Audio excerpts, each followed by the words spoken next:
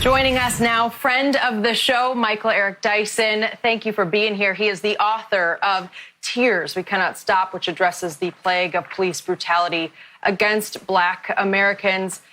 Michael, I know you have been a busy guy with lots to talk about, and I just want to start by asking your reaction to what you've been seeing across the country in response to the horrible murder of George Floyd. I weep for my people. The grief is profound, the suffering deep, the cry poignant and compelling. I weep for my nation, a nation that still to this day refuses to recognize the fundamental decency and humanity of Black people. When we say Black Lives Matter, we're not trying to suggest no one else's life matters. We're suggesting that other lives have been recognized, but ours still haven't. And so when I see what's happening with George Floyd, a Black man begging for relief from a knee applied to his neck, the full weight of that white man, that white cop upon his neck, the full weight of a society that refuses to lift its knee from our necks, the full weight of a society that is imbued with white supremacist logic and ideologies that penetrate even some aspects of law enforcement in this country. So I weep for this nation because George Floyd is a human being who deserved to be alive today. There is no reason that he shouldn't be here except for the heinous disregard for Black life that seems to pervade not only the police force of America, but American society. And we see it in many ways, not only with George Floyd, but in Central Park, where the police were weaponized, the very threat of them to be called upon a man who was bird watching. When we think about Ahmaud Arbery in Georgia, doing a simple thing, jogging down the street and being subject to being hunted down and killed like an animal. So unless this nation addresses the deeply entrenched racial bias and racial inequality that prevails, we will be having this conversation again. As deeply, profoundly painful as it is, we still have not learned to embrace, to recognize, and ultimately, in a very powerful sense, to love each other as fellow American citizens.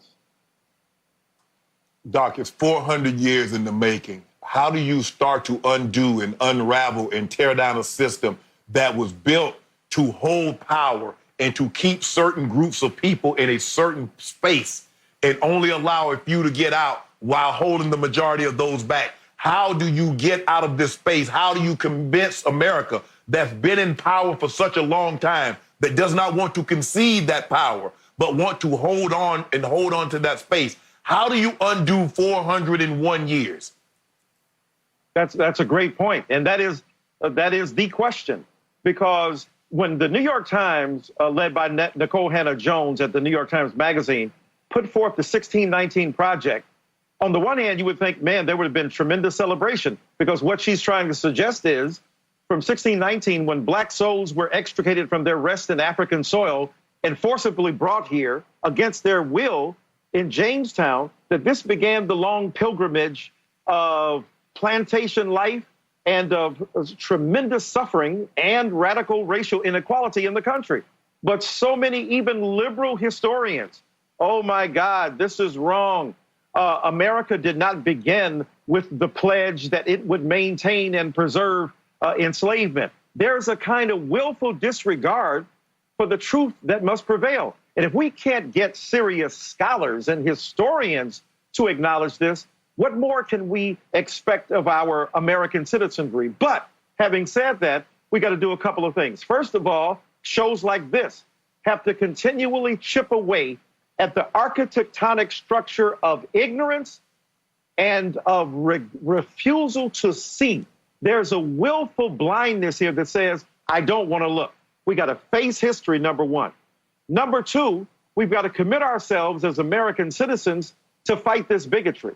And whatever we make of the overspill of anger and hostility in the streets, there is at least the coming together of black and brown and red and yellow in those streets. If we could find a way, forge a way of togetherness out of those violent arenas, how better would we be? And then finally, I think we have to admit this. that when we talk about black people rioting, though we know it's multiracial, what about white riots in corporate America? What about white riots in CEO businesses and CEO rooms, boardrooms? What about the white riot going on in the White House? A predatory neo-fascist president who refuses to acknowledge the central claim of humanity for black people, for brown people, for immigrants, and all others.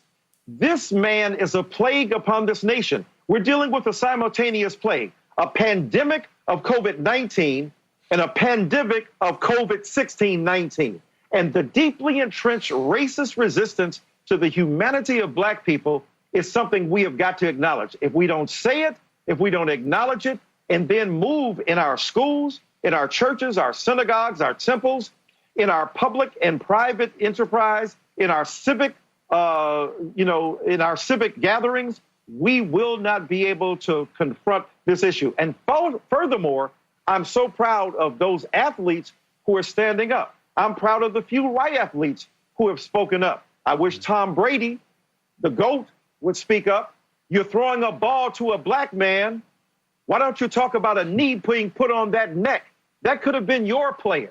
That potentially could have been anybody in any of your families who have been subject to this. So I wish that white athletes would see, if we are a team and a family, let's talk about it in a way that recognizes their humanity. Doctor, we love and respect you and the power of your voice that you were blessed with. And I lean on you and I learn from you. And I ask you this question today. Is rioting now the right way to draw the attention needed to this issue? Well, it's a very powerful question. Obviously, clearly, no one condones rioting. No one condones the destruction of property. But oh my God, I wish we could be just as upset at the way in which black bodies are being torn limb from limb. I wish we could be just as upset at modern technological wizardry applied to black bodies that leads to lynching. I wish we could be just as vehement in our denunciations of the hate and scorn that black people have to deal with. And then when we look at why they are rioting, why they are rebelling, why they are resisting, even Martin Luther King Jr. said, a riot is the voice of the unheard. So the question we have to ask, my dear brother Skip, is what's not being heard? And not only what's not being heard and who's not being heard, but who's silencing those from being heard. That's the real riot. So we have slow violence and fast violence. What we see in the streets, fast violence. What we see in the boardroom, slow violence. The murder of hope and aspiration on a daily basis. So we look at the consequence, but not the cause. We look at the symptom, but not the underlying reality and disease that fuels and feeds it. Martin Luther King Jr. in his letter from Birmingham jail said, to focus on law and order without talking about the disorder and chaos that fuels and feeds it is to be hypocritical. And I don't want to be a hypocrite. Yes, we must protect property, but more than property, we must protect bodies. Property means nothing in the face of the human body. And when black people see that this nation refuses to stand up to protect its body, they don't care about Gucci. They don't care about Louis Vuitton. They don't care about the local haberdashery. What they care about is the building called their bodies that are being torn down daily from the quiet riots, as Roger Wilkins called them, of white supremacy and affecting us every day. That's the real riot we have to be concerned about. Doc, what people need to understand, where did blacks learn to riot? Where did they learn this kind of violence? Violence that was perpetuated against them. It was those. What about those bombers in the 60s when they bombed the churches? When they bombed someone's house if they found out you voted? There was just a case about a month ago where a white group came up to the black family's house and tried to take the boy out of the house because they thought he had something to do with the girl's disappearance. Little did they know the girl was gone somewhere else. But you see how they do that? We're the only race of people that somebody came from one continent, took moms, dads, separated us. That never happened to anybody else. And you deny that happened. All you tell us, well, that wasn't you, that wasn't me. So why do you care? Because that's ingrained and it has not stopped. You keep trampling on our emotions. If you rob a man of hope, you give him every reason to lash out and do whatever it takes to hold on, to grab on, to survive. If you cannot rob a man of hope, because if he's in despair, he will do, because he says, I have nothing to lose, you rob me of that hope. So what do I have to lose besides going out with a blaze of glory? So, as you said, Dr. King said, the unheard, they hear, they refuse to listen. The blindest man is not the man that cannot see, it's the one that chooses not to see. They choose not to hear us, Doc, but it's going to get worse. It's like these storms, these hurricanes, this flooding is getting worse. The conditions are prime for it to get worse. The conditions are prime for this to get worse, America. You better listen. Yes. And I think to piggyback on that brilliant point and the powerful point that Skip made as well, and let me respond to both of them. The reality is this. The shame of a riot, the shame of an urban rebellion is not the activity of the people there alone. It is the fact that they have not been heard until such a thing occurs. And look at the trick bag that Black and Brown and other people are put in. We say now, you're distracting me from hearing you, a great point you're making through your protest, because you are speaking louder with your actions than your words. But the reality is, when the words were there alone without the riot, nothing was heard. When Colin Kaepernick took a knee, it was as if he were rioting.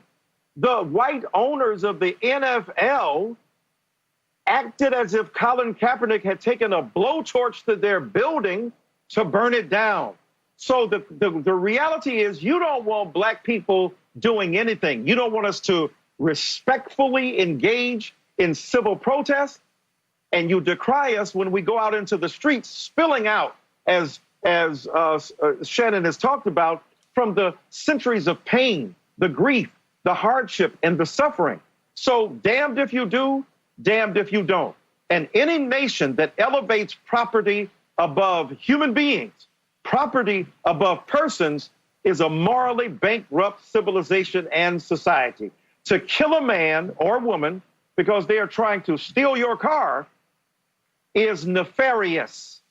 Yes, even J.R. Smith, I understand, you're upset that somebody tried to, that bashed your window and you put a whipping on his behind, and I get the reality there. But for me and mine, property is not bigger than personality and people. And the evil of American society is that it has reduced Black people to property. And then when we cease to become property, it still treated us after enslavement, right, on plantations that were mobile, called sharecropping.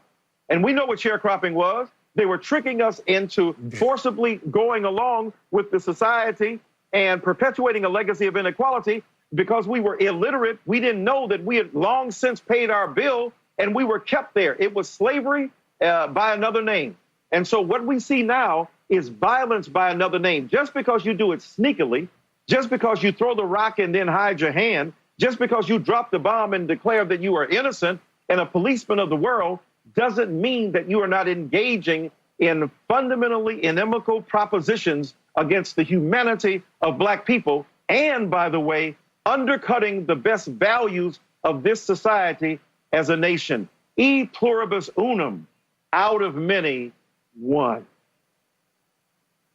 I hate to interrupt you guys because I know this conversation is far from over. Welcome back to Undisputed. We're still here with author, professor, human rights activist, Dr. Michael Eric Dyson. We so appreciate your time right now. And Skip, I know you had a specific direction you wanted to go. A question for Michael.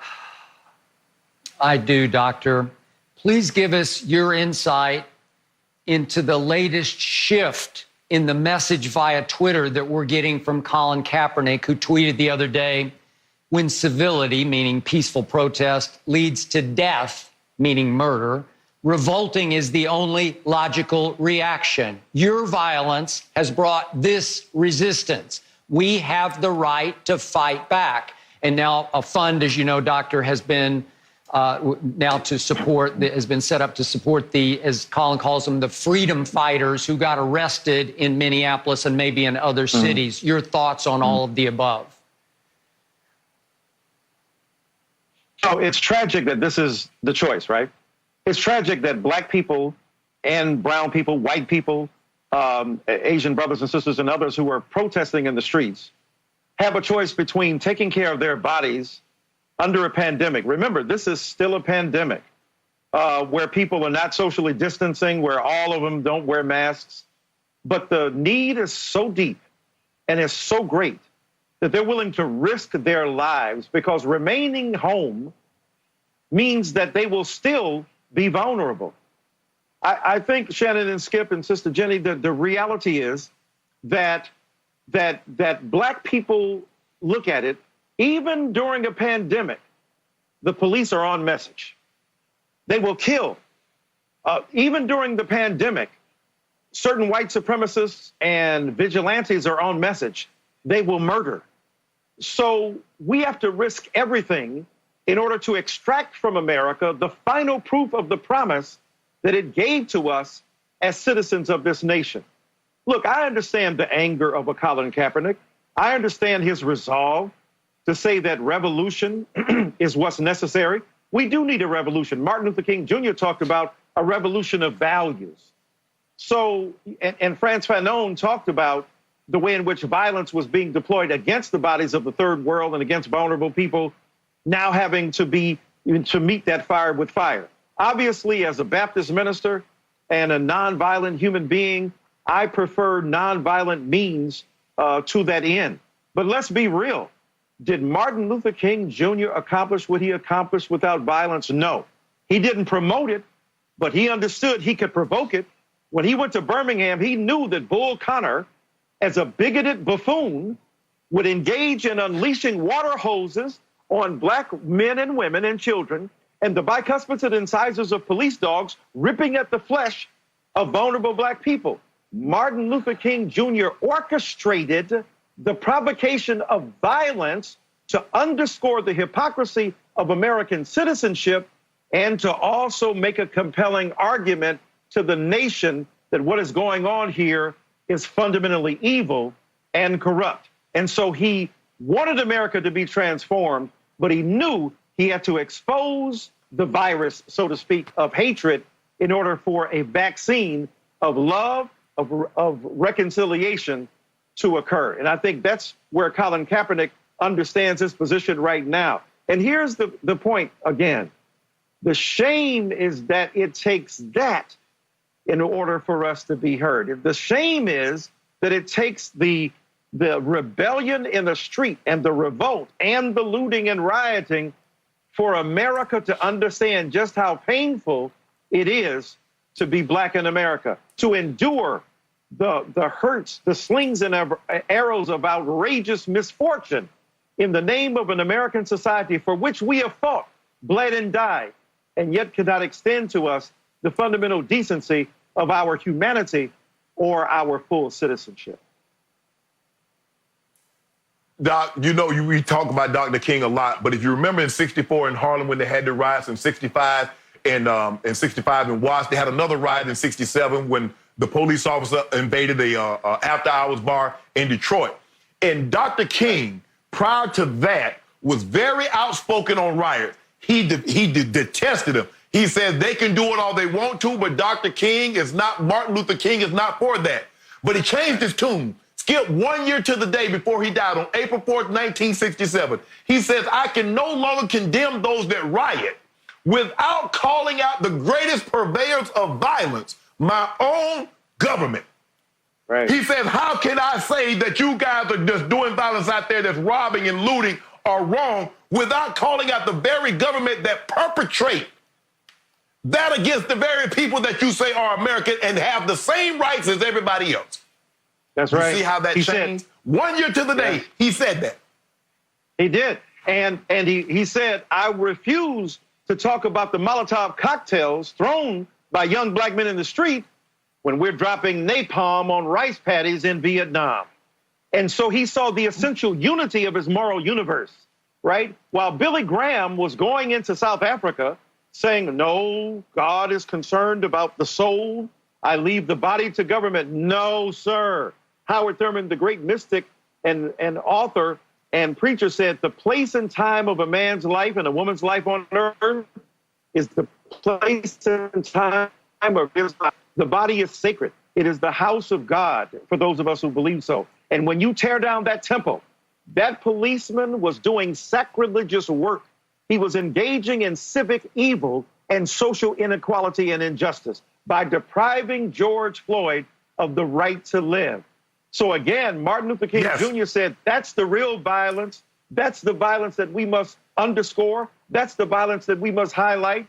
And that's the violence that every minister, imam, and religious figure should be preaching against in his or her temple or mosque or rabbi, in an ashram for those who practice there, the Bhagavad Gita, the Holy Quran, the Bible, the Old Testament, the art of motorcycle maintenance, Snoop Dogg's lyrics, whatever you listen to.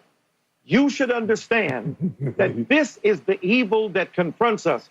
And unless we as a nation galvanize around the recognition of our humanity, we are doing ill service to the noble deeds and aspirations of American citizenship. If So, the police Doctor, understand. Just go ahead, Shannon. Go ahead, Yeah. go ahead, Skip. Go ahead, Skip. I was going to say the that's criminal okay. justice system is set up in such a way. You have the police that arrest the offenders. You have the DA that prosecute the offenders. Too many times we have police trying to do DA's work. Do your job, arrest the offender. Now your job is done. Let the DA dole out the sentence and the punishment. That's not your job, And police. they try to act like judge and jury and God, deciding when to take a life. Pro-life at the beginning, aborting human life that is black at the end. Doctor, thank you so much for your words, for your time, and we look forward to having you back on our show soon. Really powerful stuff. We appreciate it. More Undisputed after the break.